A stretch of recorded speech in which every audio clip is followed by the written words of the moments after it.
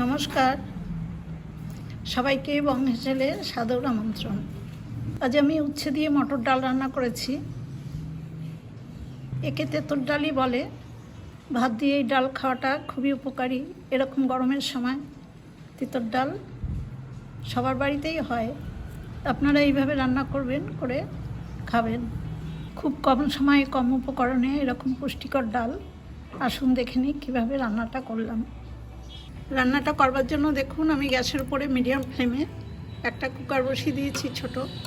200 গ্রাম মটর ডাল ঘণ্টাখানিক আগে ভিজিয়ে রেখেছিলাম। সেই ডালটা আমি অল্প জলে গ্যাসের উপরে কুকারে বসিয়ে দিয়েছি। মিডিয়াম ফ্লেমে রেখেই আমি কুকারটা ঢেকে দেব, দিয়ে একটা সিটি দিয়ে গ্যাস অফ করে দেবো। মিডিয়াম ফ্লেমে একটা সিটি আসার পরে আমি হাওয়াটা নিজে নিজে বেরিয়ে যাওয়ার পর ঢাকাটা খুলেছি। দেখুন, মটর ডাল কিন্তু বেশি গলে গেলে ভালো লাগে না, তাও অনেকটাই গলে গেছে। ডালটা ভেজানো ছিল বলে একটা সিটিতেই হয়ে যায়। এবার পাশের বান্নার থেকে একটু গরম জল দিলাম, পরিমাণ মতো লবণ দিলাম হাফ চামচ, সামান্য একটু গুঁড়ো হলুদ দিয়ে দিলাম।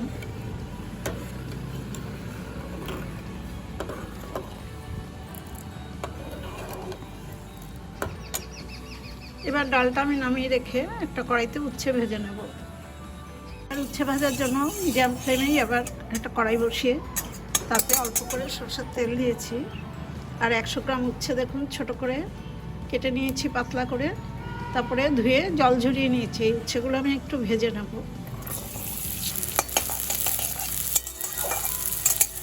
উচ্ছে ভাজার মধ্যে অল্প করে লবণ দিলাম আর খুব সামান্য পরিমাণে গুঁড়ো হলুদ। এবারে এই লবণ হলুদ দেওয়া অবস্থায় উচ্ছেটা খুব ভালো করে ভেজে নেব। মিডিয়াম ফ্লেমে 3-4 মিনিট সময় নিয়ে আমি উচ্ছেটা খুব ভালো করে ভেজে নিয়েছি। উচ্ছে কম ভাজলে কিন্তু ডালের মধ্যে বেশি তেতো লাগে। এরকম উচ্ছে ভাজা করলে কিন্তু অতটা তেতো হবে না ডাল। এবার উচ্ছেগুলো আমি সব নামিয়ে নেব। উচ্ছে ভাজা নামিয়ে নেওয়ার পর ওই কড়াইতে আমি আরও অল্প একটু সরষের তেল দিয়ে দিয়েছি। তেলটা গরম হয়ে গেছে, এবার ফোড়ন দেবো। ফোড়নে একটা ছোট তেজপাতা মাঝখান দিয়ে ভেঙে দিলাম, আর 2টো শুকনো লঙ্কাও মাঝখান দিয়ে ভেঙে দিয়েছি। লঙ্কার তেজপাতাটা ভালো করে ভেজে নিয়েছি। এবার হাফ চামচ কালো সর্ষে দিলাম, আর হাফ চামচের কম একটু রাঁধুনি। ফোড়নটা ভালো ভাজা হয়ে গেছে। এবার 1 চামচ গ্রেট করে রাখা আদা এর মধ্যে দিয়ে দিলাম।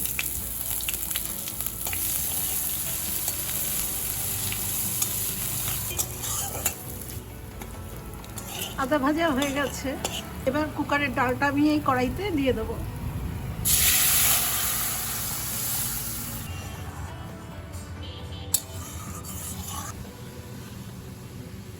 ডালটা ফুটে উঠেছে, আমি এবার উচ্ছে ভাজাগুলোর মধ্যে দিয়ে দেবো।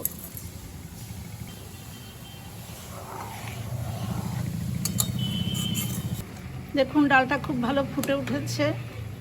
উচ্ছেটা ভালো করে ভাজা আছে, সেই জন্য আমাকে আর বেশিক্ষণ সেদ্ধ করতে হবে না। এই অবস্থাতেই আমি এখন গ্যাসের ফ্লেমটা অফ করে দেবো, দিয়ে ডালটা একটা বাটিতে সার্ভ করে দেবো। ডালটা একটা বাটিতে সার্ভ করে দিচ্ছি। মটর ডাল কিন্তু বেশি গলে গেলে খেতে ভালো লাগে না। এই যে এরকম একটু দানা থাকলে খেতে ভালো হয়। গরমকালে এই তেঁতুল ডাল সবার জন্যই খুব উপকারী।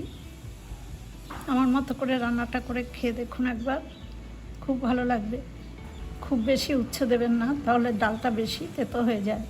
আর উচ্ছেটাও খুব ভালো করে ভাজতে হবে। আমার এই তেঁতুল ডাল রান্না করার রেসিপিটা দেখে আপনাদের যদি ভালো লাগে, তাহলে আমার ছোট্ট চ্যানেলটা লাইক, শেয়ার, কমেন্টস ও সাবস্ক্রাইব করার জন্য অনুরোধ রইল। আজ এই পর্যন্তই। আবার কোনো ভিডিও নিয়ে আগামীতে আসবো। আপনারা খুব ভালো থাকবেন, সুস্থ থাকবেন। ধন্যবাদ।